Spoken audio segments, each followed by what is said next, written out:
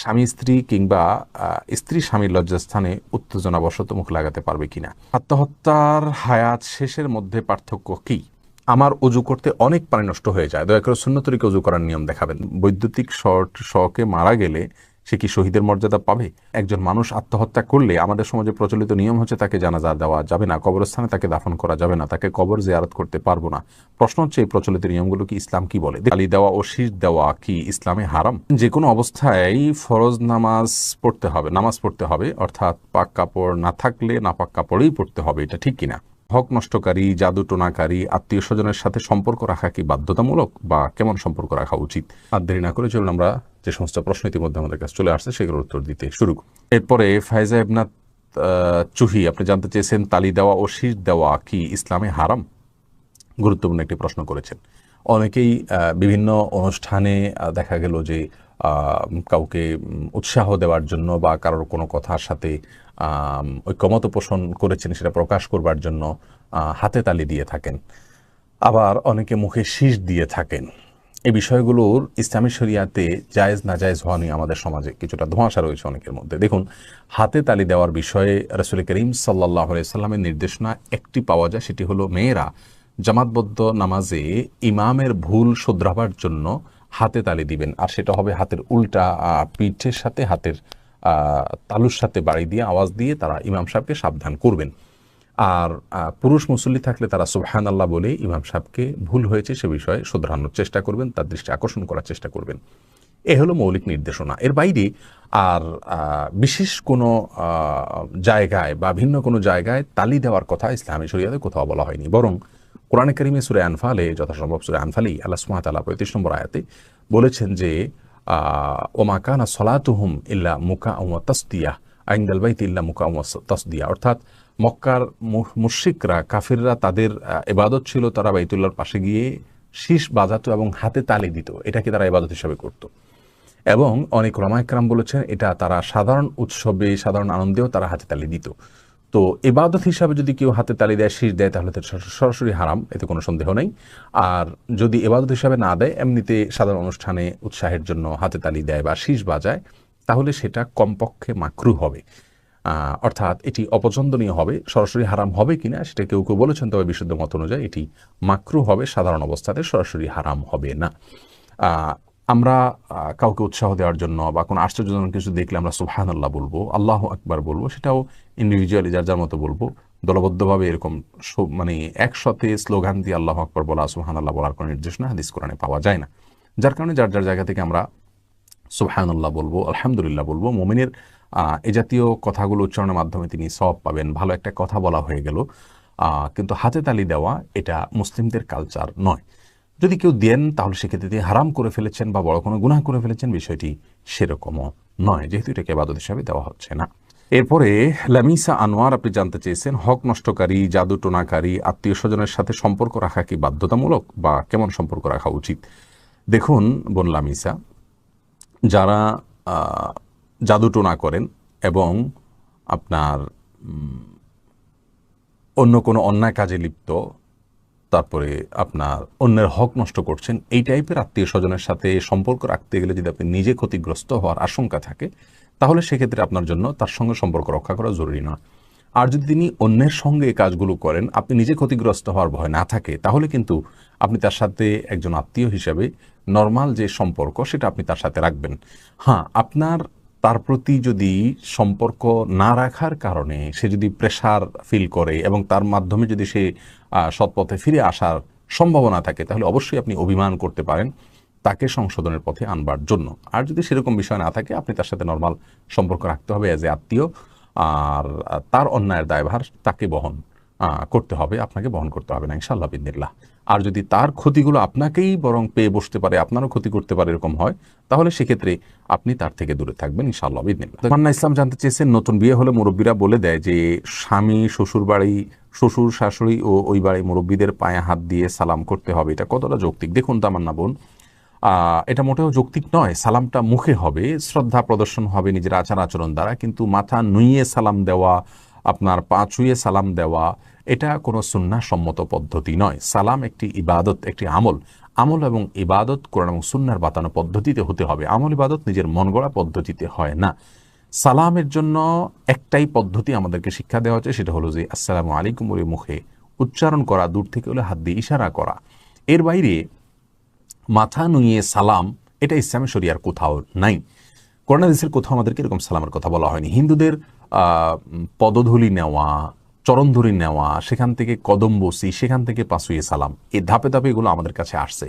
অর্থাৎ এগুলোর মূল হলো আমাদের পাক ভারত মহাদেশের হিন্দুয়ানি যে কালচার, সেগুলো সেখান থেকে আমাদের সমাজে এগুলো আসছে, যার কারণে এটা কোনো মুসলিমের জন্য করণীয় নয়। তবে এ ধরনের সালাম যদি আপনি না দেন, আপনার মা বাবা ভুল বুঝবে, মুরব্বীরা ভুল বুঝবেন, সেক্ষেত্রে তাদেরকে বোঝাতে হবে। এই জন্য ইসলামের পরে চলতে হলে আপনি একা চলতে পারবেন না, আপনার গোটা সমাজকে সাথে নিয়ে চলতে হবে, সবাইকে বোঝাতে হবে, তারপরে সবাইকে নিয়ে আপনাকে অগ্রসর হতে হবে। সবাইকে নিয়ে যদি অগ্রসর না হন, তাহলে সেক্ষেত্রে আপনি আগাতে পারবেন না। এই জন্য সবাইকে বোঝাতে হবে যে কেন এই জিনিসটা করা যায় না। তারপরে যদি আপনি কোথাও মনে করেন ফিতনা হতে পারে, আপনি না করলে এটা নিয়ে বড় কোনো ঝামেলা হতে পারে, বিবাহ ভেঙে যেতে পারে, বিরাট কোনো সমস্যা হতে পারে, তাহলে আপনি মাথাকে যথেষ্ট উঁচু করে রেখে, যাতে সিজদা বা রুকুর সাথে সাদৃশ্য না হয়, পাও ছুইলেন, কিন্তু এই জিনিসটা ভুল কাজ, আপনি ইচ্ছাকৃত করলেন শুধুমাত্র ফিতনা বা ফাসাদ থেকে আত্মরক্ষা করবার জন্য মজবুরিতে বাধ্য হয়ে। কিন্তু এটা হলো একেবারে নিরুপায় হলে তখন সেই সিচুয়েশনের কথা বলছি। আশা করছি সেই অবস্থা যদি আপনি করেন, আল্লাহ তাআলা এর কারণে আপনাকে কোনো জবাব দিয়ে মুখোমুখি করবেন না। এরপরে এমরোজ আদনান মিরাজ, আপনি জানতে চেয়েছেন, একজন মানুষ আত্মহত্যা করলে আমাদের সমাজে প্রচলিত নিয়ম হচ্ছে তাকে জানাজা দেওয়া যাবে না, কবরস্থানে তাকে দাফন করা যাবে না, তাকে কবর জিয়ারত করতে পারবো না। প্রশ্ন হচ্ছে এই প্রচলিত নিয়মগুলো কি ইসলাম কি বলে? দেখুন ভাই এমরোজ, এটি খুবই জঘন্য একটি বিষয়। আমাদের সমাজের এই ধারণাগুলো ভুল ধারণা। কেউ আত্মহত্যা করলে তার জানাজা পড়া যাবে না, এটা ভুল। তাকে সাধারণ মুসলমানদের কবরস্থানে দাফন করা হবে না, এটা আরেকটা ভুল। তার কবর জিয়ারত করা যাবে না, এটা আরেকটা ভুল। এগুলো তিনটাই ভুল। প্রথম কথা হলো যে কেউ আত্মহত্যা করে মারা গেলে তিনি কাফের হয়ে যান না, মুসলিম হয়ে থাকেন। আর যদি মুসলিম থাকে, মুসলিমের জানাজা দিতে হয়, আর মুসলিমকে মুসলমানদের কবর দাফন করতে হয়, মুসলিমের কবর জিয়ারত করতে হয়। যার কারণে যতক্ষণ তিনি ইসলামের গণ্ডিতে আছেন, তাকে আপনি কোনো অবস্থাতেই এই আচরণগুলো তার সাথে করতে পারবেন না। তবে হ্যাঁ, রাসূল করিম সাল্লাল্লাহু আলাইহি সাল্লাম যেটি করতেন সেটা হলো যে তিনি আত্মহত্যাকারী জানাজা নিজে শরীক হতেন না, অন্যদেরকে করতে বলতেন। এই জন্য সমাজের সম্ভ্রান্ত মানুষগুলো আত্মহত্যাকারী ব্যক্তির জানাজা সামিল হবেন না, এই জায়গা থেকে যেন অন্য লোকেরা আত্মহত্যার মতো গুনাহের কাজ, অপরাধের কাজ থেকে তারা বেঁচে থাকে, তারা যেন আত্মহত্যা করার দুঃসাহস না দেখায়, সেই জায়গা থেকে সমাজের সম্ভ্রান্ত মানুষরা তাদের জানাজা শরীক হবে না। বাকি সব কাজগুলো নর্মালি করতে হবে। তাদের জন্য দোয়াও বরং বেশি বেশি করে করতে হবে, কারণ তারা দোয়ার আরও বেশি মুখাপেক্ষী। গুনাহ করতে করতে তারা দুনিয়া থেকে গেছেন, আল্লাহ মাফ করুক। অর্থাৎ দুনিয়া থেকে যাওয়ার সময় তিনি আল্লাহর অবাধ্য হয়ে নাফরমানি করে হারাম কাজ করতে করতে তারপর মৃত্যু হয়েছে। সেই জায়গা থেকে তাদের জন্য আরও বেশি আল্লাহর কাছে ইস্তেগফার এবং ক্ষমা প্রার্থনা করতে হবে। আল্লাহ সুবহানাহু ওয়া তাআলা ক্ষমাশীল। শিরক নিয়ে যদি মৃত্যুবরণ না করেন, তাহলে আল্লাহ চাইলে যে কোনো অপরাধকেই ক্ষমা করতে পারেন। যদিও এটি জঘন্য অপরাধ, এটার শাস্তি রয়েছে জাহান্নাম, আল্লাহ চাইলে মাফ করতে পারেন। সেই জায়গা থেকে আমরা তার জন্য দোয়া করি। আসলাম সানি, আপনি জানতে চেয়েছেন, আমার অজু করতে অনেক পানি নষ্ট হয়ে যায়, দয়া করে সুন্নত তরিকে অজু করার নিয়ম দেখাবেন। দেখুন ভাই, অজুতে অনেক বেশি পানি অপচয় করা উচিত নয়। শয়তান আমাদের মধ্যে একটা কুমন্ত্রণা ঢুকানোর চেষ্টা করে যে আমার অজু হলো কি হলো না, একটা ধোঁয়াশা এবং সংশয় সৃষ্টি করার চেষ্টা করে। এই জায়গায় শয়তানকে আপনি সাফ বলে দিবেন, জানিয়ে দিবেন নিজের মনে মনে যে দেখো, আমাকে যে তুমি মনে মনে প্ররোচনা দিচ্ছ, আমাকে যে তুমি ভুল বুঝাচ্ছ, আমি কিন্তু রাসূল করিম সাল্লাল্লাহু আলাইহি ওয়াসাল্লাম বাতানো সুন্নাহ আদায় করলে আমার দায় মুক্ত হয়ে যাবে, আমার ওজনে তোমার টেনশন করতে হবে না। আপনি 3 বার করে প্রতিটা অঙ্গকে ধৌত করবেন, পুরো অঙ্গকে 3 বার করে ধোয়ার চেষ্টা করবেন। এরপরে যদি কোনো অঙ্গ আপনার শুকনা থেকে যায় বলে আপনার সন্দেহ হয়, আপনি নিশ্চিত নন, তাহলে সেক্ষেত্রে সেই সন্দেহের কোনো ভ্যালু নাই। আপনি সেই সন্দেহের দিকে মোটেই কান দিবেন না, বরং অজু সামনের দিকে চালিয়ে নিয়ে যাবেন ইনশাআল্লাহ বিইذনিল্লাহ। আর এরকম শয়তান যে আপনার অজুর মধ্যে মনের ভিতরে বাজে চিন্তা আনে, তার কুমন্ত্রণা থেকে বাঁচার জন্য বাম দিকে 3 বার থুতু ফেলার কথা হাদিসে বলা হয়েছে, কারণ সে খিনজাব নামে একটা শয়তান, সে এই কুমন্ত্রণা দেওয়ার কাজটি করে থাকে। মোহাম্মদ সাইফুদ্দিন, আপনি জানতে চেয়েছেন, বৈদ্যুতিক শকে মারা গেলে সে কি শহীদের মর্যাদা পাবে? আশা করা যায় পেতে পারে। আকস্মিক কিছু মৃত্যুকে রাসূল করিম সাল্লাল্লাহু আলাইহি সাল্লাম শাহাদাতের মর্যাদা দেওয়া হবে বলে জানিয়েছেন সহিহ মুসলিমের হাদিসে, যার কারণে আগুনে পড়ে মারা গেলে সেই ব্যক্তিকে রাসূল করিম সাল্লাল্লাহু আলাইহি সাল্লাম শাহাদাতের মর্যাদা দেওয়া হবে বলে জানিয়েছেন। যদিও বৈদ্যুতিক শকের মৃত্যুটা আগুনে সরাসরি মৃত্যু হয় না, কিন্তু মৃত্যুর পরে পুড়ে যায়। তো বিষয়টি আল্লাহ তাআলার ইলমেই রয়েছে, আল্লাহ সুবহানাহু ওয়া তাআলা ভালো জানেন। তবে আল্লাহ সুবহানাহু ওয়া তাআলা তাকে যেহেতু আকস্মিক মৃত্যু হয়েছে, আশা করা যেতে পারে তাকে শাহাদাতের মর্যাদা দেওয়া হবে। রেজওয়ানুর রহমান হৃদয় জানতে চেয়েছেন, স্বামী স্ত্রী কিংবা স্ত্রী স্বামীর লজ্জাস্থানে উত্তেজনাবশত মুখ লাগাতে পারবে কিনা। এটা ঘৃণ্য কাজ ইসলামী শরিয়াতে, এটি আর কিছু না হলো মাকরু, কমপক্ষে হারাম সরাসরি না হলো মাকরু, অপছন্দনীয় কাজ। এরপরে নাইমুর রহমান জানতেছেন, আত্মহত্যার হায়াত শেষের মধ্যে পার্থক্য কি। দেখুন, যার হায়াত যে পরিমাণ আছে সে ততটুকু ভোগ করবে। কেউ যদি আত্মহত্যা করে তার জীবনকে নষ্ট করে তাহলে হায়াত পর্যন্তই ছিল, কিন্তু সে হারাম উপায়ে নিজের দুনিয়া থেকে যাওয়ার বিষয়টিকে সে করলো, কারণ সে নিজে স্বেচ্ছায় একটা অপরাধের দিকে অগ্রসর হয়ে নিজের হাতে সে সম্পাদন করেছে। এ পর্যন্ত তার হায়াত ছিল।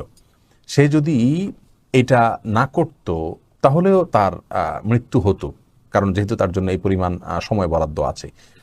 এখন কথা হলো যে সে যে এভাবে মৃত্যুবরণ করবেন সেটাও তো তার তাকদীরে লেখা আছে। হ্যাঁ, সে এটা করবে, আল্লাহ সুবহানাহু ওয়া তাআলা জানেন, সেই জায়গা থেকে আল্লাহ সুবহানাহু ওয়া তাআলা তার বিষয়টি লিখে রেখেছেন।